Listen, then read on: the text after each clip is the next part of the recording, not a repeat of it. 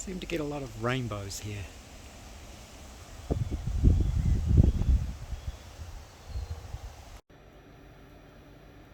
Just in my little lab at the moment. Still mucking around trying to get things sorted out. This was one of the projects I was halfway through working on when I moved, which is my little cloud chamber.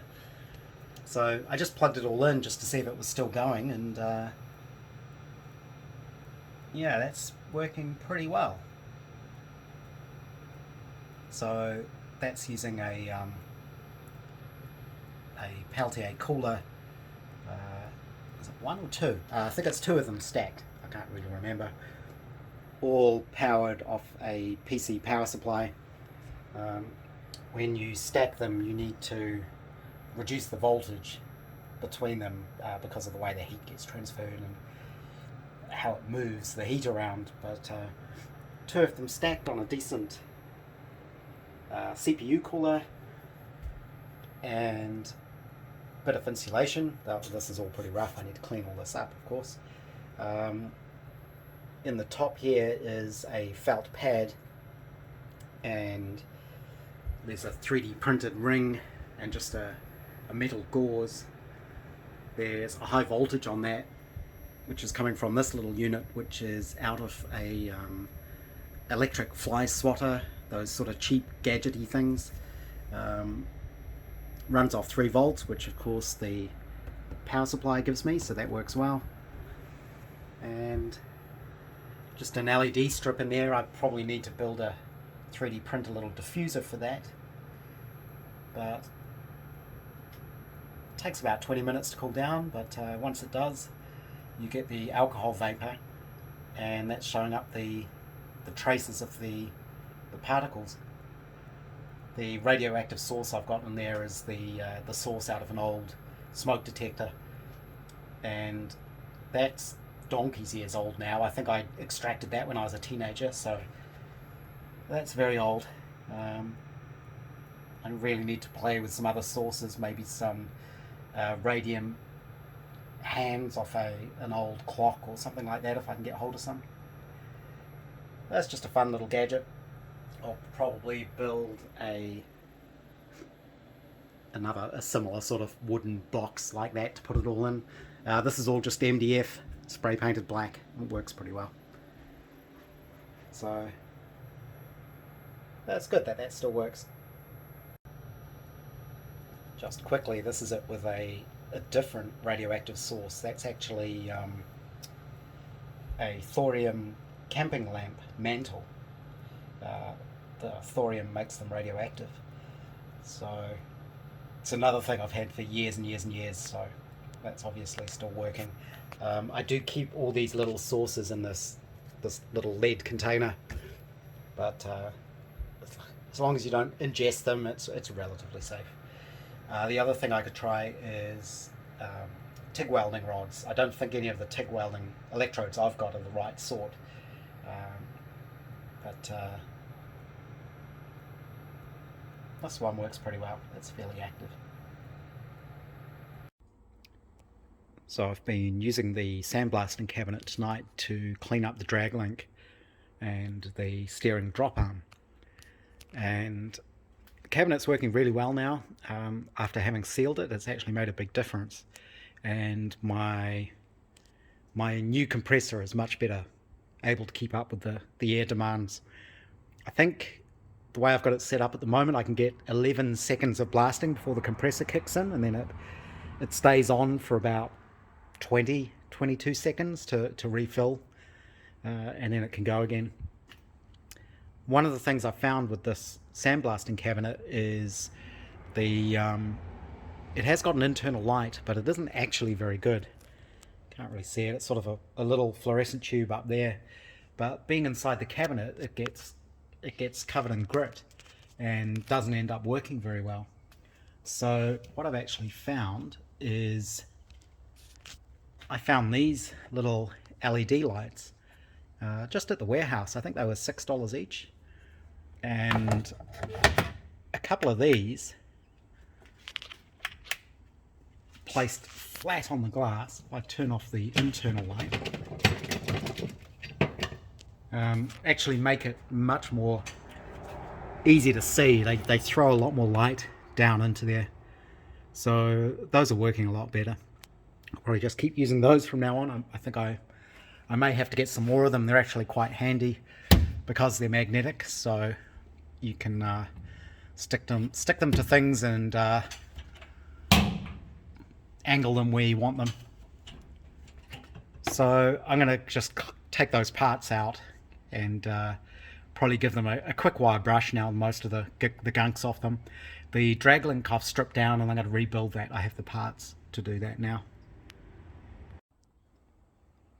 This is the drag link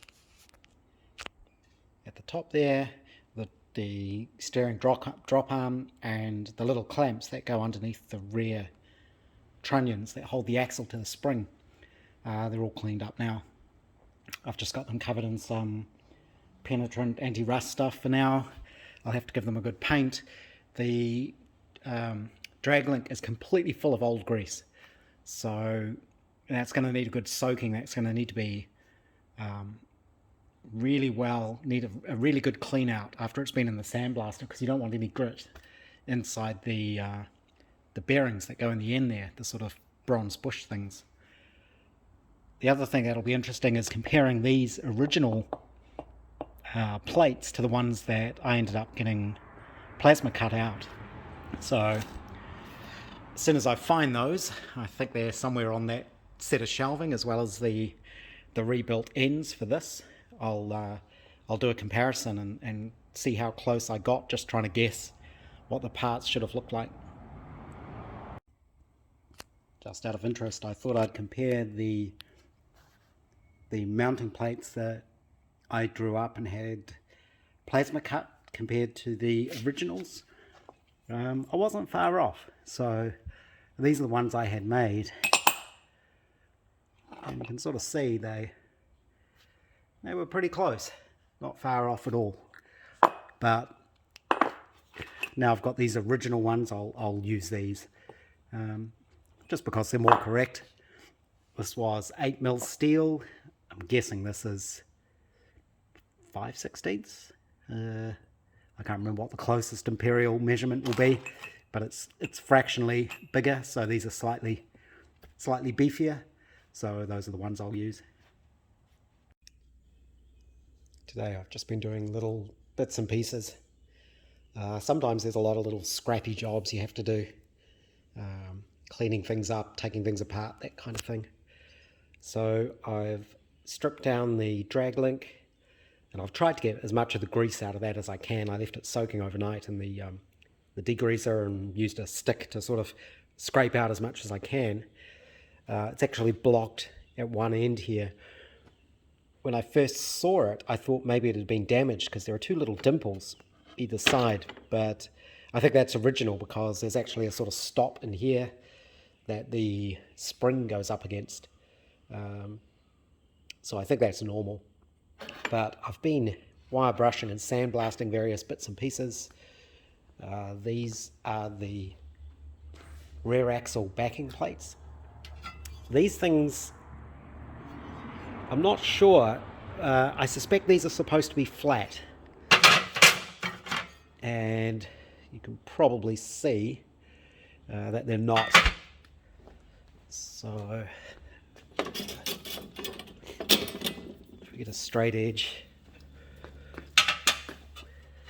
yeah, you can see that one's definitely not flat. I'm guessing they probably should be. They might actually go flat when you bolt them to the end of the axle, but I may need to look at flattening those out in the press at some point. The back plates here, I've got most of the paint off them, but not all of it. It's going to need another go. Also put it in the sandblaster just to see how that would come up, but I think once I've wire brushed off most of the paint, it should come up okay. These need a little bit of panel beading just to get them flat and smooth again. I do already have a set of these, but the steel has gone very brittle. So on the other ones, if I tried tapping that, it would just crack. So I'm not sure what's happened with those, but hopefully these ones are better.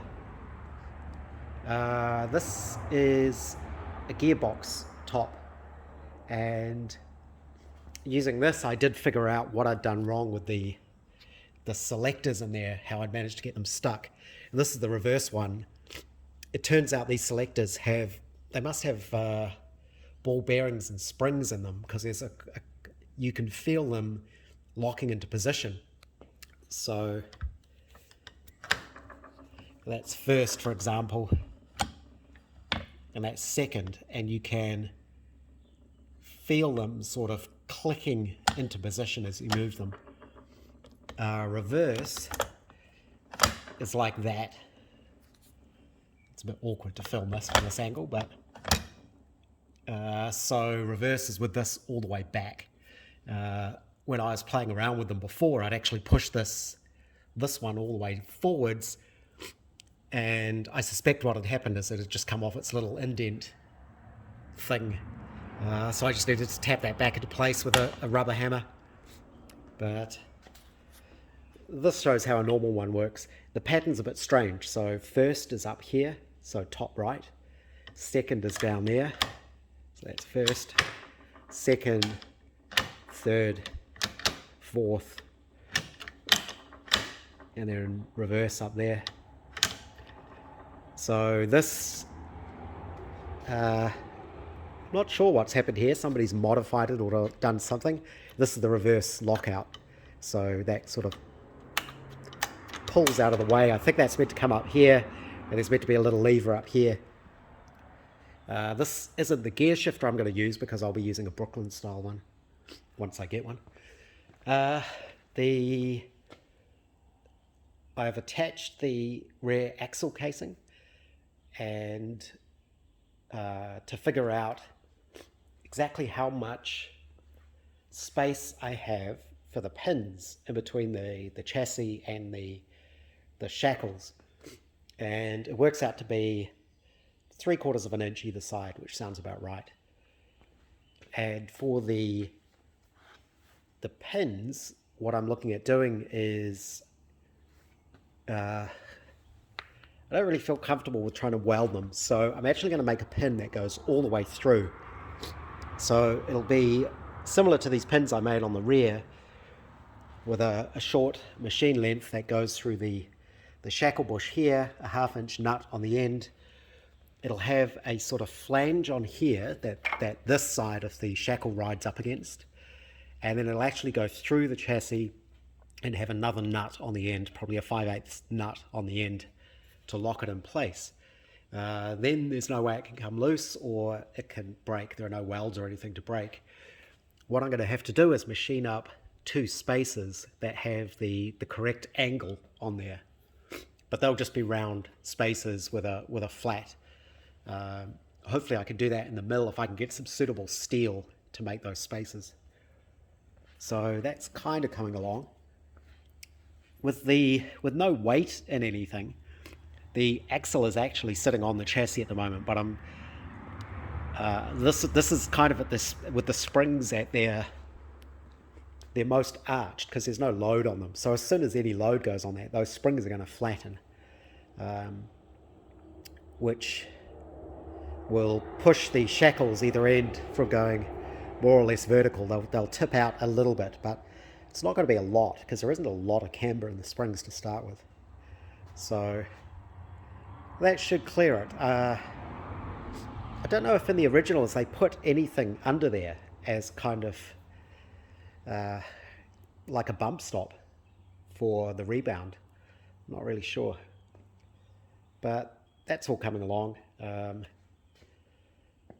Obviously I haven't bolted it in place, that's just sitting in place, but that's the shortened torque tube, and you can see that puts the ball at pretty much the exact right place to match up to the hemisphere on the back of the gearbox. I do still need to look at the universal joints I've got and figure out the best one to use in there, and I'll probably make up new bushes for that out of modern engineering plastic rather than bronze. The other thing I've been starting to think about and look at is making the little, not sure if you'd call it a jig or not, but the thing I'm going to use to grip the piston so I can machine it. You can't just grip the skirt of the piston in the lathe chuck because it's not strong enough, and if you to grip it tight enough to be able to machine it accurately, you'd end up crushing it. So you need another way of holding it, and I wasn't sure if my nylon block here would fit in the 4-jaw chuck, but I did a quick test and that'll actually fit. So I don't need all of this block. It'll probably be cut down halfway or something to fit the piston. I'm still very, very nervous about doing that job because obviously if I screw it up I need to get new pistons, and I should probably check they're actually available before I do that. But I'm pretty sure this will work. That in the 4-jaw like that, I should be able to hold it securely enough just to machine the little step in the top. That shouldn't be too bad. I can set it up with a DTI to make sure it's all concentric, and I'm only taking a couple of millimeters off, and it is only aluminium, so it's easy to cut. And then hopefully that can then fit in the milling vise so I can mill the flats on it. Was that my test piece? That was my little test ingot thing. The vice jaws aren't very deep, so I may need to be a bit clever about how I actually clamp that down. I could sort of lean it down, the block down here, clamp part of it in the vice jaws and somehow attach the back of it. That may be some way to do it. Still have to think about that a little bit. And this is a very, very crude drawing of how the pins for the front of the rear springs will work. So this is all machined out of one piece. This is 1/2 inch here. This is where the shackle goes. This is kind of the stop for the shackle. This will go through the chassis, and there's a 5/8 nut on the end to hold it. You can sort of see an even worse diagram, how, because the chassis rail is on an angle, I'll need these tapered spaces to go in between. So that'll be interesting making those. And when I had my little lab building put in place there, I was worried it was going to spoil my view, but it doesn't. It doesn't get in the way too much, and I quite like it. There's not much of a view today because it's raining, so you can't even see the hills. Out in my little lab doing more small jobs. I think I mentioned I've got a cold, so it's hard to get motivated and do very much. But one thing I have done is the 3D printers all set up and running now. I've actually set up a little webcam so I can keep an eye on it from the house, see what it's doing. Amazingly, I didn't have to re-level the bed after I moved the printer, which is good. It means it's quite rigid. It's working fine. But because this is a new computer, I have had to reset up all the settings. So I've been playing around with the settings again, trying to find out what gives me a nice quality print, and getting the retraction and the temperature and all that kind of stuff correct again. I've always had a problem with stringing on this printer. It was focus. Yeah, you can see the stringing there. I've never quite figured out how to solve that. I think part of the problem is just using the Bowden style of extruder. But this is just a mock-up of the pin I need for the suspension. I didn't put glue far enough down, so it's actually lifted on the back corner here, but once I break off the support, you can see there how it's lifted in the corner. But once I take off the support, that just gives me a sort of mock-up of the pin I actually have to machine. The 3D printer is quite handy for doing things like that, sort of quickly, well, relatively quickly, mocking things up just to see what they look like. It's currently raining and has been for quite a while, most of the weekend. So it's a good day for spending in the shed. I'm actually standing in Little Shed at the moment, which is the garage on the other side of the house, which doesn't have quite as much stuff in it as Big Shed. But yeah, as I say, it's been raining, and it's been raining quite a lot because it looks like the neighbour's field now has a lake in it. So there's a stream that runs just the other side of the road here, just over there, and that runs down to the beach, of course. But when it rains enough, apparently that can flood its banks. I believe it happens just around the corner down there somewhere. So I've been keeping an eye on that stream level just to see what happens, but it's got a long way to go before it would actually go over the banks, but apparently it can happen. So the final progress today, it's finally stopped raining. I've been out here in the shed all day. I printed my little mock-up of the front rear suspension pin. That'll kind of go in there somewhere like that. This was just really rough to give me an idea that I was in the ballpark for how this could work.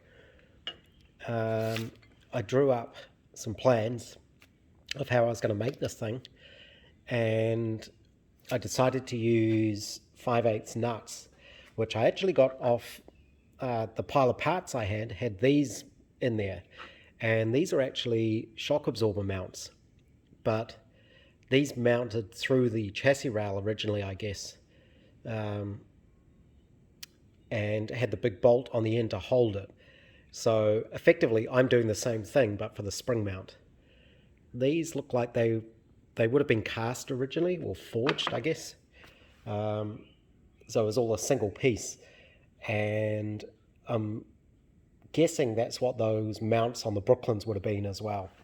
So making them the way I am should work pretty well.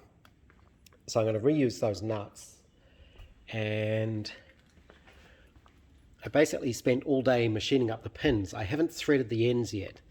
That's where I've got stuck, but you can see how the shackle will rotate on the pin. This piece will go through the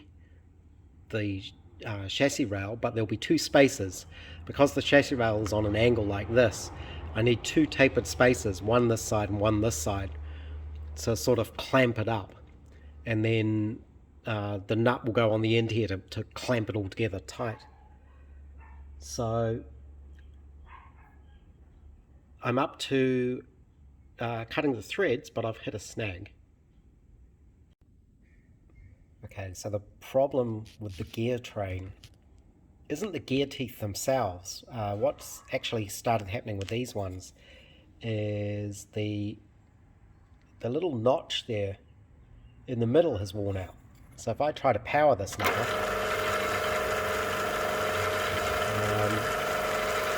you can sort of see that gear there isn't turning, and it's because it's just rotating on the little collar. So I think what I'm going to have to do is print another set. This was a set done from PLA, and it held up pretty well until the gear teeth broke. This second set was done with nylon, which is much harder to print. So I'll give nylon another try. I haven't tried it out in my little lab yet. The temperature may be a lot more even there. It may be easier to print without it warping. But it's just not quite strong enough. Interestingly, the PLA ones, the center part was fine. It was just the gear teeth that started coming apart. So again, I may be able to print them from PLA and print them a bit denser around the outside. I'm not sure. Whatever I'm going to do, I'm going to print a new set and probably use them and then throw them away, because I can definitely get enough out of them to get a couple of screw threads cut anyway. I also then go over the threads with a die anyway, just to tighten them up, and I'll need to order the appropriate die for the 5/8 bolts, with the correct thread. So these seem to be 5/8 by 16 TPI. You can see the thread on there, and I get confused with some of these BSF bolts because I didn't think that was a standard thread or a standard pitch for that diameter. I thought it would be a bigger pitch, but apparently it isn't. So I need to get the right die for those now, and then I can sort of continue with these pins. It did take me all day to machine those, and you get an awful lot of swarf, and I found the best way to do it was with the carbide tools. I did go through a fair number of those. It seems quite harsh on them, and I suspect I need to get, we can see it, that's one of the inserts there, and I can't remember exactly what sort there are. There's all sorts of different kinds, and it's really hard as an amateur to know which ones you're supposed to use and which ones to get. But I think some of them come with different chip breaking properties, and I'm wondering if that's what I need to be able to machine this stuff, because it just comes off in these long strings, and being high tensile steel, these are actually pretty strong, quite hard to break. So I've got that box of swarf plus another box there to get rid of now.